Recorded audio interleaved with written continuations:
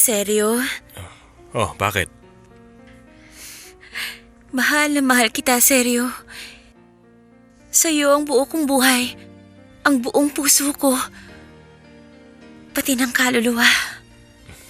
Salamat, Marimar. Marimar, alam mo, napakasaya ko dahil mahal na mahal mo ako. Pero hindi dapat. Pero bakit? Dahil... Huwag na munang pag-usapan yan. Kumain ka na ba? Sa totoo lang, hindi pa ako kumakain buong araw dahil sa nangyari kagabi. Kukuha ko ng pagkain natin sa kusina. Ay, sige. Dalhan mo ako ng tinapay na may palaman. Gusto ko sana yung karne kung meron. At saka tubig, ha? Sige, babalik ako.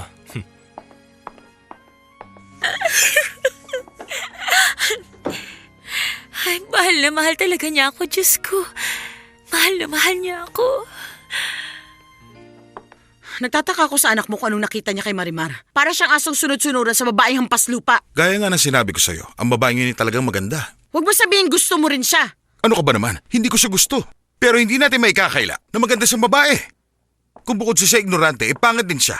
Aba, wala siyang kapag-asa kay Seryo, pero nagkamali tayo. Sa nakikita ko, mas mahal na siya ngayon ni Seryo kaysa dati. O sige na, huminahong ka. Wala mangyayari sa atin kung ganito. Desperado na ako. Desperado na ako ng dahil sa'yo. Mahal ko, wala ka bang ipagagawa sa anak mo para mapalayo na siya dito sa atin? Sa ngayon, wala pa. Kung gano'n, itutuloy ko na ang aking plano. Ano? Basta, ako na ang bahala.